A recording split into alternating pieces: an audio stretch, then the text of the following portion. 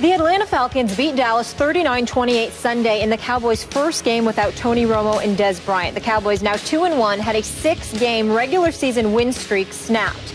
It truly was a tale of two halves for the Cowboys' rushing attack, especially. Now look at these numbers. In the first half, they ran all over the Falcons, rushing 16 times for over 130 yards with 4 scores, 3 by Joseph Randle, 1 TD by Darren McFadden. In the second half, they rushed just 5 times for -4 yards and no score. Skip, I'm very eager to hear this. How confident are you in your Cowboys now? You all right, man? I'm not all right, to be honest with you.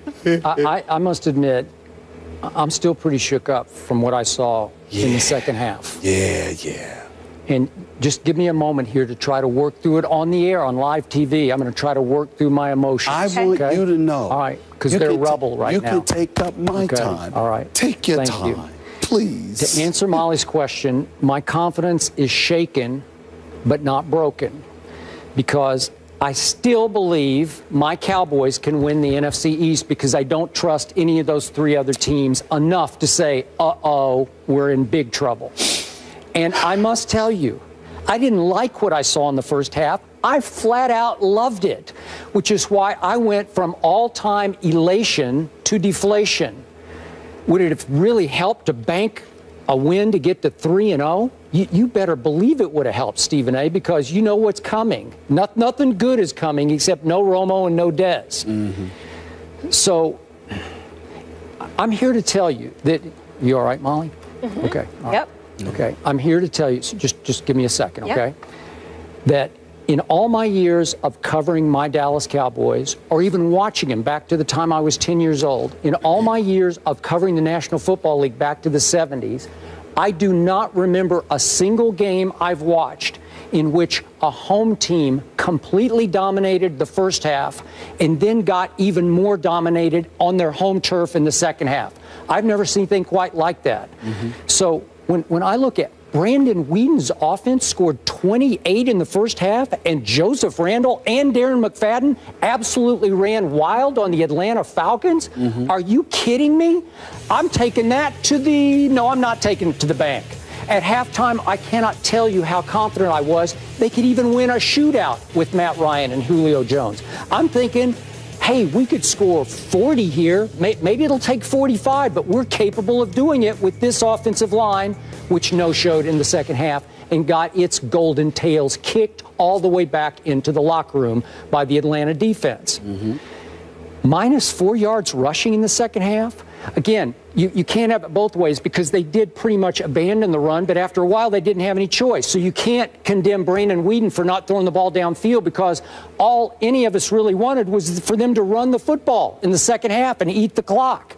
And I look at Brandon Whedon. Tell me this, if I told you on Friday that Brandon Whedon would go 22 of 26 for 232 with only 1 interception, I know it was a killer, but it was only 1, wouldn't you say, wow, that's pretty good, you got a shot? If I told you we would run the ball for 127 yards, wouldn't you say, hey, I don't know, that combination, that's pretty good? And we got blown off our own field. What happened to me? I thought, okay, let me just first say this. Matt Ryan to Julio Jones is a special connection right now, to where they're going to do that to everybody they face, because they've already done it to 3 teams.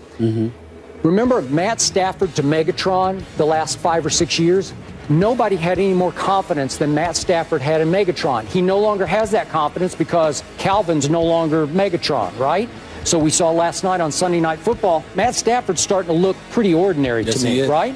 Okay, in this case, Matt Ryan, who I'm not the biggest fan of, is starting to look like Tom Brady, because all he does is drop back and look for 11. Where's 11? Oh, I'll just throw it over there. It's triple coverage. Nobody cares. Just throw it in his direction, and he will go snatch it, and he will run with it. That's hard to deal with.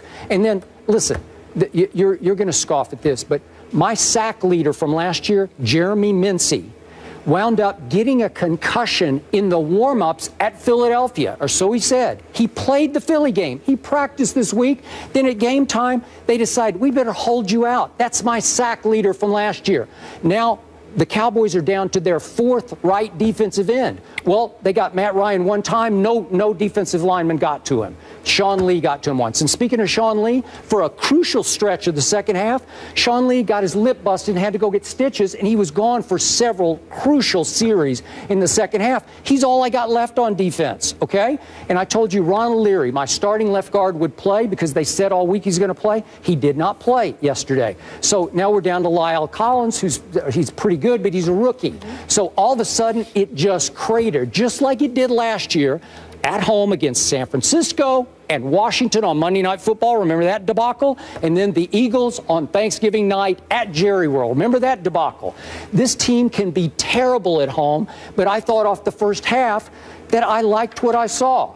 So I'm not going to give up. I'm going to still say my glass is barely half full, but the second half, listen, I was just reeling from it because my jaw stayed on the floor the whole second half. Go ahead.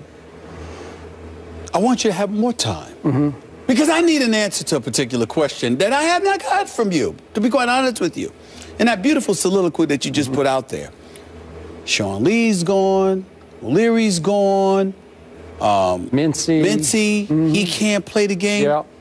Well, then why would you be upset? Because obviously they'll be back. What are you worried about? Because they were that close to banking a third win that they're going to need before this is over. Skip Bayless, usually you're fond of saying this. You know, Stephen A., sometimes I think I know you better than you know yourself. I do. Well, that works two ways. I you know, disagree. because we go back so long. Let me tell you what I'm hearing from Skip Bayless. I'm going to tell you what I'm hearing. I want you to pay attention to this, Molly. This is very, very important. I'm listening. You understand? Because Skip trying to hoodwink America. See, they don't know you how I know you. Let me tell you what's going on right now, Skip Bayless. You're nervous because you know. No. I'm not talking about nervous as in, oh, I don't have my horses. I'm saying nervous that that's even how you feel when they get back. Because whether Romo is there or Des Bryant is there, what alarms you is that you saw somebody that could potentially be a playoff team that's indicative of the kind of competition that you're going to go up against when it really, really counts. And you know that there were holes that were exposed in your secondary, and you don't like it one bit. And as a result, here's why Skip Bayless is feeling the way that he's feeling today. Forget this one loss. We understand that. Brandon Weeden, he played a relatively good game. He was spectacular in the first half as far as I'm concerned. Stupid interception that he threw when they were up 21-7. Changed the complete complexion of the game. Atlanta went right back. They were up 21-7. Atlanta went right back down and scored. Devontae Freeman obviously went ballistic. We all know the story. But the point that I'm trying to make to you is this. You recognize there's some holes in your secondary. You recognize, more importantly than anything else, like you started out saying, NFC East, fine. But you picked them to go to the Super Bowl. I did. And what you saw, yeah, but that's just emotion talking. That's just emotion. Not. Yeah, it is. That's your heart talking. That ain't your head talking. You know what's going on. You know what you've done to yourself. You pigeonholed yourself. You put yourself in a spot where you said that the Dallas Cowboys are going to the Super Bowl. And you know what I know. What? That there's no way they're going to the Super Bowl. Did we get that on camera? They're not going to the Super Bowl. You saw it yesterday because you know no matter when Greg Hardy gets back, when Randy Gregory gets back healthy, even if Sean Lee comes back, O'Leary's here, Mincy comes back, you know in your heart of hearts that the Dallas Cowboys and that suspect secondary with Orlando Scandrick, who's actually coming on the show soon, not today, but he'll be on here soon enough. I can't wait for a Dallas Cowboy to sit right there in that chair. It's going to be a fun day for me. I'm here to tell you right now, you know what's going on here. You know that the Dallas Cowboys sitting up there getting ran on like that by Devontae Freeman, Julio Jones, looking like the best receiver in football, doing what he wanted to do, when he wanted to do it, how he wanted to do it, abusing the Dallas Cowboys. You know what's coming. You know that your Dallas Cowboys are going to go down. And like I said before, by the way, this won't be the last injury. Think about this for a second. All the things that I've said. This is football. and Sean Lee is going for a busted lip. I mean, you can't make this up. This is the Dallas Cowboys we're talking about. Listen, I will admit to you, I thought he'd just stay in the game. I'm just saying, I guess he's bleeding too bad. Really? I did. Let's stitch it up and go there when they're on offense. I mean, are you kidding me? Just swallow it. Football. Just swallow it. Just play. I needed it. Listen. I needed it. I'm just saying. Suck it up and play. It's hilarious to me because you got Joseph Randle. It was nice to see him in the news for something football related, as opposed to stealing draws. He looked spectacular. He really did. But it's just beautiful. It's just beautiful to see him in the news for football related matters, as opposed to his issues at department stores. It was very, very touching. So then you got that going on, and Sean Lee with the bus. Hey, listen, deodorant and drawers. Come on now, it's too funny. It's just uncomfortable to me. It's just funny to me. I'm sorry. The Dallas Cowboys will find a way. Skip, you lost a game yesterday to some degree because Sean Lee decided to leave games, as you say, labeled it, for critical stretches because of a busted lip. Because of a busted lip. You understand? This is unbelievable to me. But it's the Cowboys, like I keep telling you. So once again, proof has been provided to me that the Dallas Cowboys will find a way to get in their own way. They can accumulate all the talent that they want in the world. Somehow, some way, what can go wrong will, when it's time. Dallas Cowboys, no Super Bowl. And that's why you're sitting up there looking all nervous and upset, because you know, yes you do, you know that the Dallas Cowboys ain't going to the Super Bowl. That's what you discovered yesterday. Nope, just admit it. Just admit it. Admit it. I told you I was flummoxed by what happened yesterday, and I still haven't recovered from yesterday. But all I care about now is what is coming back. Because if, in fact, Greg Hardy had been eligible to play yesterday, and Randy Gregory had been healthy yesterday, and Jeremy Mincey hadn't had some freakish concussion suffered in pregame warm-ups, hitting Ty Smith's helmet head-to-head, really? Do you know what would happen to Matt Ryan in the second half? They're great against. They are great. Actually, and they would have been all over. Actually, they're great against the pass. They would not be great against the run. Devontae Freeman still would have done what he did. Okay, Matt Ryan was able to call dominoes in the pocket yesterday in the second half, and I couldn't believe it because they're usually not like that. That's right. Until I realized, wait a minute, Mincey's not in the game. What's going on? Rod Marinelli pacing up and down the sideline, looking all flummoxed, to use your word. It was very, very cute. But once again, like I said, what really is revealing here in this segment, Skip Bayless is trying to gloss over the reality that he has finally discovered. Dallas ain't going nowhere this year. Yeah, they are. Dallas, they're going to playoffs like they did last year, and they're going to go home, just like they did last year. That's all that's going to happen. That's all you saw. That's all you saw. I'm pleased. I'm very pleased. What are they now? Are they 0-3? No. No, they're 2-1. Do they have 2 division wins banked? Yes. Yes, they do. Yes, they do. Did they come very close to banking another game and go to 3-0? Yes, they did. Right? Now they have to go to New Orleans on Sunday Night Football. And they'll win that game, probably. Luke McCown, right? They should beat Luke McCown. Who knows if they should beat Luke McCown. I don't know. Luke McCown was really good. He really looked impressive. Yesterday. He really looked good. I was very impressed. It took an all-time great catch of an interception by Josh Norman to save the game. So are they legit? But I don't believe in Rob Ryan's defense. I believe that when it's time for them to sink, they will. They're sort of like the Dallas Cowboys, except it's just on defense. Whereas the Dallas Cowboys are that way, period. Okay, what did you tell me last year? 3 times on 2 Mondays and a Friday.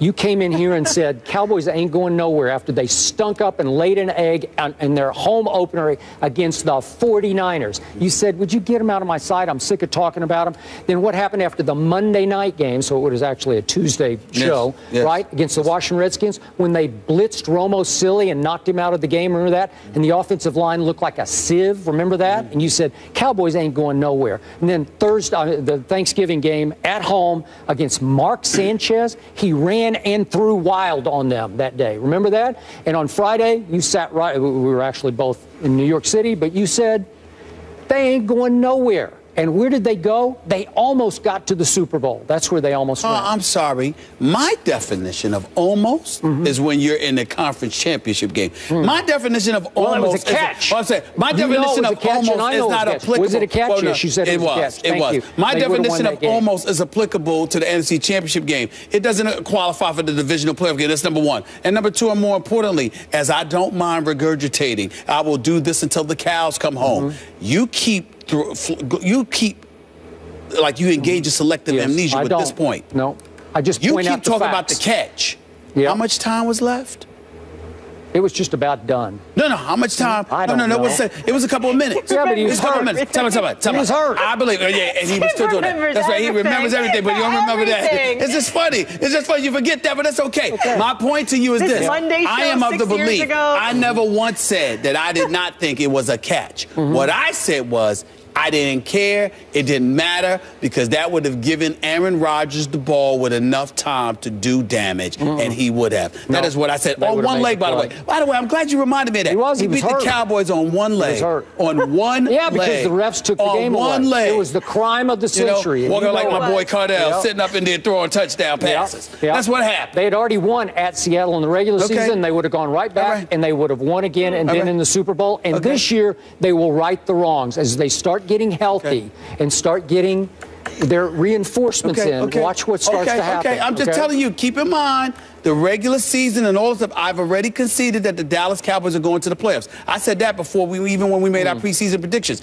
Dallas Cowboys are going to the playoffs. What I said was they will not go to the Super Bowl. Something will happen on the way, and it's going to break your heart. They're not the San Antonio Spurs. San Antonio Spurs lose a game like yesterday. They come back and they win and they win and they win, even though you act depressed. The Dallas, I'm just saying, they find ways. The Dallas Cowboys will not. They don't have that kind of makeup. Just want you to know. Well, that. so are you ready to say they won't make the playoffs? No, I never said that. I said they're not going to make the Super Bowl. Romo and Dez, come on. No, have they some guts. No, not at all. Well, you have the courage and the convictions. You can't shame them like that and say they're going to make the playoffs. You can't change everything when I've already admitted to the world. I put on Dallas Cowboy gear for the week. That's pathetic. They won't make the Super Bowl. At least say they won't make the playoffs. Not at all. I'm having fun imagining the level of misery you're going to feel. See, when you just plummet like that, that's entirely different than when you go all the way up and then you drop.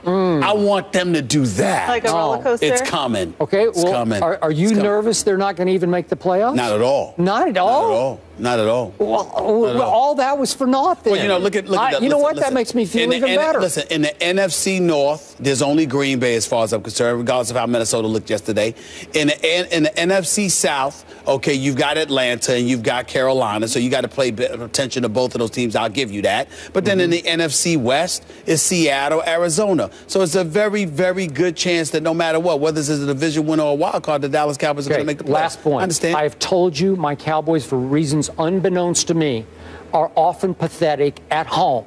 On the road, though, they have now won, what is it up to, 10 in a row on the road? It'll end this year. They won't win every road game this year. Okay, well, you know what? I'm going to go on record. In the playoffs, I want Atlanta at Atlanta. I want it bad. Because the story will be reversed. You can want what you want. Yeah, watch. You can get what you want. It ain't gonna end up with a Super Bowl berth. I promise you that. This conversation isn't done because we're picking favorites in the NFC East. That's later when Eric Allen joins us. But you guys mentioned Carolina coming up. Cam Newton and the Panthers got a huge win over the Saints on Sunday in New Orleans.